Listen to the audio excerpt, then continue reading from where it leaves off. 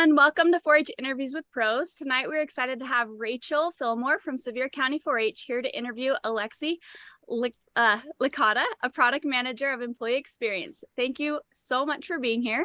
And for everyone who's watching live with us, if you have any questions, feel free to type them in the comments and we'll be sure to answer them at the end of this interview. Rachel, I'm going to go ahead and turn the time over to you. Thank you.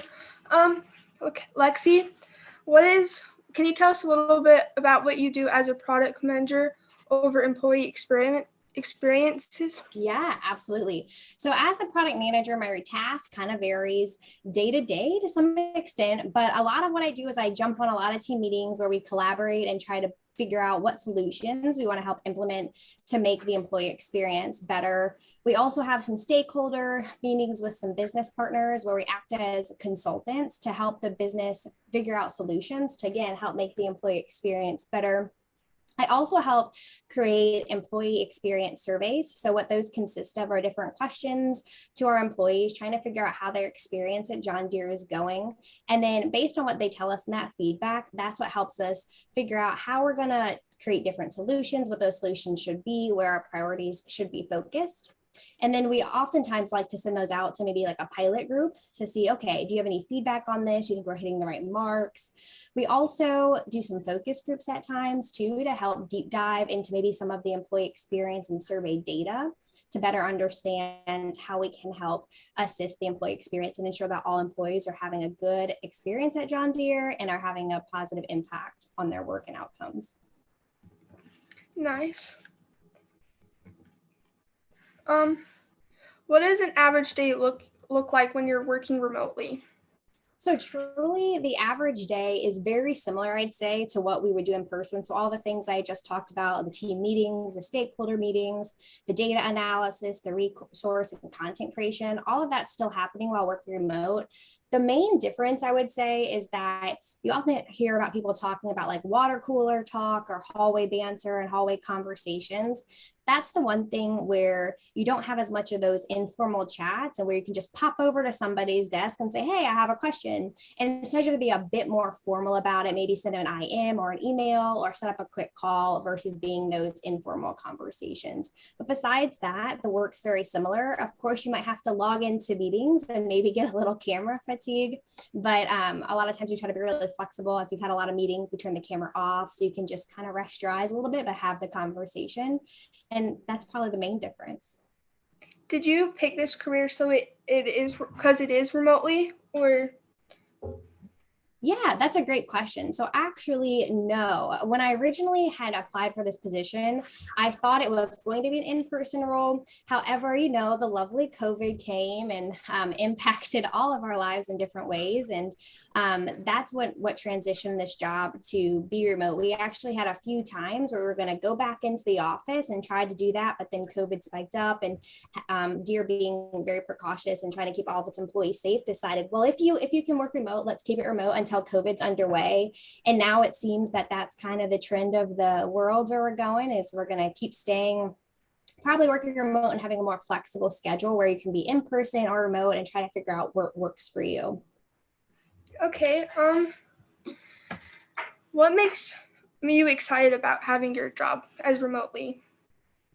Yeah. Or do you like what do I like about my job? I love that question.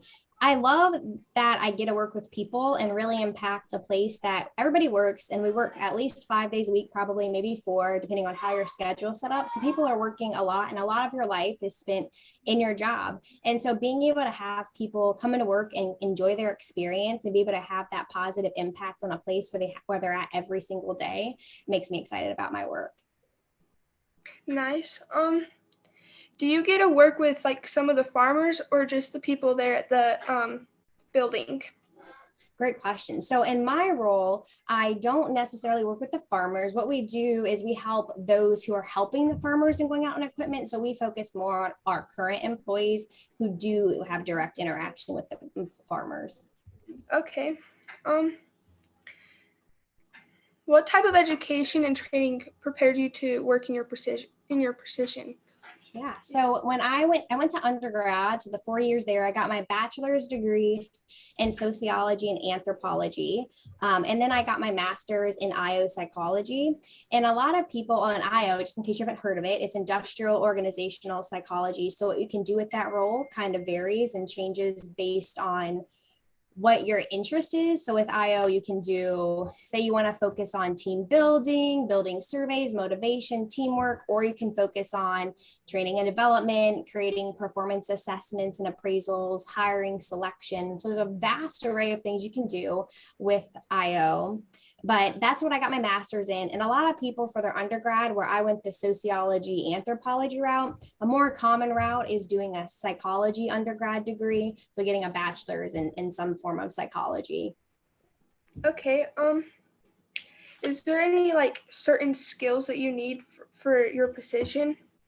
Yeah, so one thing I would say is having those soft skills such as empathy, communication, being adaptable. Those are some very important skills. Things are always changing and different requests are coming in to me, but to adapt and adjust, it's really helpful. And then I love thinking about empathy and being, since my role is very people focused and trying to figure out what is best for that person, how to make them have the best experience. It's important to have empathy so you can really figure out and look at the perspective from others to see how can I best impact their experience and what are they experiencing and how can I figure out solutions that are individualized for them and to make sure that they're enjoying their experience at John Deere. And of course, communication, being able to talk to others and articulate your points. And that also helps with gaining buy-in from others and to really sell your product and to why your product's so important and helpful to all the employees. Okay. With that, what's the most valuable reward you received from your career choice? Truly, this is going to sound a little corny, but it's just hearing that I've made at least one person's day better in some way that makes me excited and happy and gives me the motivation to keep working hard every day. That's cool. Do you see remote work as like an essential part of the future in this career? Yeah, I think that's a hot question for everybody right now in all different types of careers. And I do, based on a lot of the trends that are going on out there, it's what your employers are asking for. It's what top talent is desiring. And I do think that maybe people aren't going to be fully remote forever, but having to have some type of flexibility in your organization, I think will be very to you don't lose your employees that you currently have in those top talent individuals, as well as you want to be able to appeal to a larger pool of candidates of to who you're going to be hiring. So having that flexibility can definitely make your organization more appealing and making having employees having a career at your organization a higher chance. What is the average pay for a person who works in your field? That's a great question. So as I kind of alluded to earlier with industrial organizational psychology, there are a lot of different routes. And so based on where you focus your IO degree, that can help and affect, your different pay scale. But I was looking some stats up to try to figure out a pay range and then talking to some people I know. And it can range anywhere between 54,000 to 150,000 plus. Again, just depending on your level of experience, what career path you take with the IO degree. And then I was also looking specifically to Utah versus national, and it was saying that the average in Utah is often 70,000 to 120,000. So average there, but again, varies depending on a lot of different factors. What are some of the biggest challenges you faced in your career? I think one of the biggest things is change. And when we do have change, making sure we gain that buy-in. Change is hard and change takes time. So when you maybe propose something that's a little bit different or newer, it sometimes can be hard to gain buy-in. And that brings me to another point that's super important is having some business acumen and really understanding your business so that when you do pitch a solution, you do pitch an idea, you not only say how it's going to help the employee experience, but you also can connect it back to that business language and how your solution and your proposal does have a return on investment for the business as well. Okay. Is it harder for you as a woman in your career or is it easier? That is a great question. I wouldn't say it's harder or it's easier. I think as long as you, kind of try to show up and do your best and talk to people and really know what you're bringing to the table and just having confidence in yourself, that allows you to get through and make your voice heard and seen. Okay, thinking back, do you notice any interests you had as a youth that aligns with your current career today? Yeah, I love this question. Um, as a child, I really wanted to be an actress, and as you can see, that is not my current career path.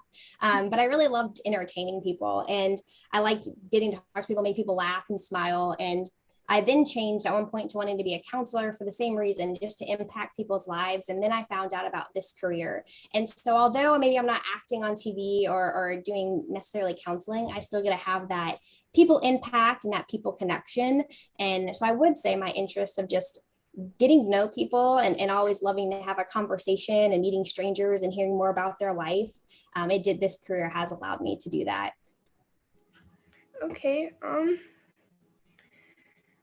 what can young people do today to prepare to work remotely in this field in the future? Great question. So of course, you want to have some of those computer and tech savvy skills. So for example, we're on Zoom today. When you're working remote, you want to know how to really work these tools, try to figure out if there's better tools out there to be having, these conversations with to make it seem more in person. But overall, anything you would do to prepare to work in person, I would say you'd probably do the same to prepare remotely, besides it being virtual versus in person. So staying open and up to date on current trends and topic in your area of interest, what companies are doing that are leading in these trends, and also just figuring out when you work remote, what works for you working remote. Where do you work best? What helps you stay on track, and what helps you keep yourself accountable for getting different tasks done. Nice. Is it also important that your employees are happy and not Yeah, just the customers?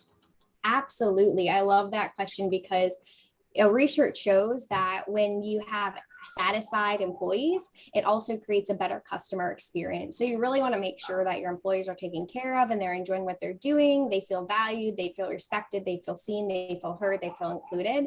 And that can also just deliver an even better customer experience than they're already putting out. Nice. That's all my questions. So let's go back to Kelsey. That's a great question. Thanks, Great. Rachel. Yep. Great. Thanks. Great job, Rachel and Alexi. Thanks for such great information. You had amazing answers and really good advice. So thank you for all of that. And for all of our viewers, I want to let you know that we have a few programs at Utah State University in our College of Ag and Applied Sciences that are related to what we learned tonight. If you want to know any more about what degrees USU has to offer, we have a link posted in the description of this video. And we also have the link to the Remote Online Initiative program to learn more about what you can do to prepare to work remotely in the future. And then lastly, we have a really short 1 to 2 minute survey. And if you watch this video, please take that survey because it will help us make our program even better. And it gives you a chance to win a Cotopaxi backpack. So please follow that link and fill out that survey. And thank you both again so much, Alexi and Rachel. We don't have any questions in the comments yet, but if we do later on, I'll reach out to Alexi if we need help answering them. So I appreciate it again. Thank you guys so much. Yeah, thank you. It's great to be here. Okay, thanks. Thank you, guys.